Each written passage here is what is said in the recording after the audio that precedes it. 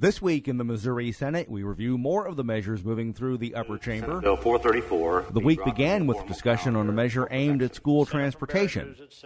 Senate Bill 434 seeks to let school districts move foundation funding money to pay for buses under certain conditions. Sponsor, Senator David Sater of Cassville, tells his colleagues transportation funding has been declining for 15 years. 48% of the school transportation funding came from the state. In 2015, only 19.8%. Last year, 16%. During discussion, Senator Scott Sifton of Afton said education funding is yet to be determined for next year since the Missouri House of Representatives still has the budget. A lot harder still to suggest what it is one would cut instead. Senate Bill 434 received preliminary Missouri Senate approval on Monday evening.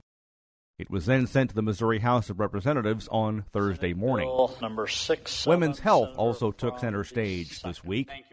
In addition to Senate Bill 41, a measure that would provide protection for alternatives to abortion agencies, time was spent on Senate Bill 67.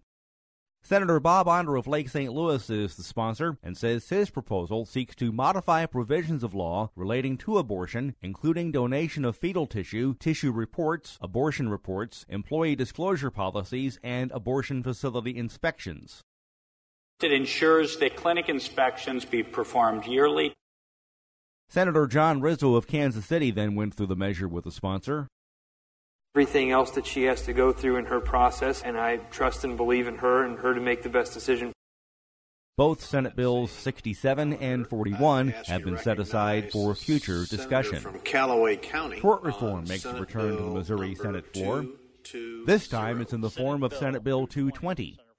Sponsor, Senator Jeannie Riddle of Callaway County, tells her colleagues her proposal would provide that a person who is injured by a product has 10 years after the sale or release of the product to bring a suit for damages. That resulted from a defective or unsafe condition of said product. Senate Bill 220 has been laid over for further discussion. Senate Bill 373. Another measure considered by Missouri senators is Senate Bill 373. Senator Shalone Kiki Curls of Kansas City is the sponsor. Her measure would establish the Missouri Senior Farmers Market Nutrition Program. Increases the availability for more nutritious food for low-income seniors, as well as increases profitability for local farmers.